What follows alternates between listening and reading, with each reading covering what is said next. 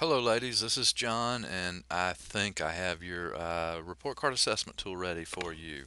Um, I've tested it, and I think it's ready, but just keep in mind that if you guys look at it and you see any problems or anything, let me know. I would try to give it I would suggest you maybe give it a close look before people start putting data in there because it's going to get harder to change once there's data in there. But anyhow, let's get started.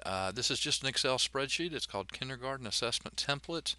Each teacher would need their own copy from this. They only need one copy because there is a sheet in this workbook. There's a worksheet for each student. Right now, I have them named Student 3, Student 2, etc.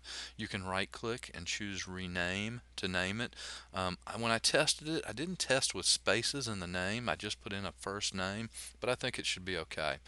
Um, let's look at what we have.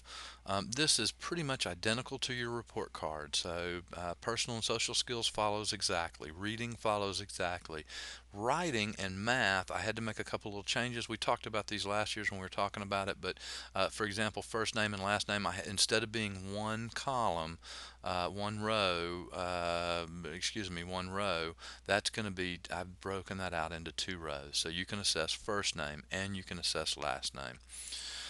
In math, you can see identifies two-dimensional shapes. I broke out a row for each of the different shapes.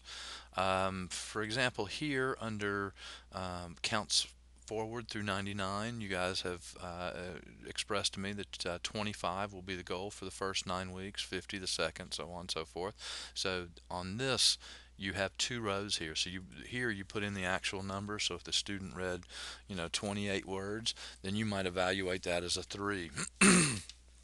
If they read less than that, you might evaluate it differently. So you guys are going to agree on those things. But so that information is there. All right.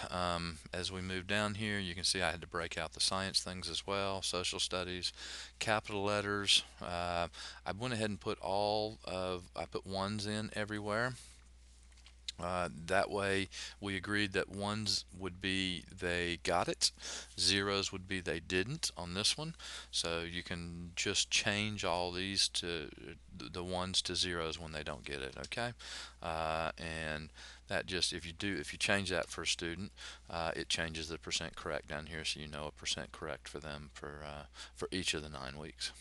All right, we have lowercase letters, letter sounds, colors, works the same way. Ones they get it, zero they don't. And then also recognizing numbers to 31. To navigate here, you use these little arrow buttons at the bottom. Of course, you can just click, but how do I get to student 20? Well, I can just arrow to the end, and then I have to go back a couple to get to 20.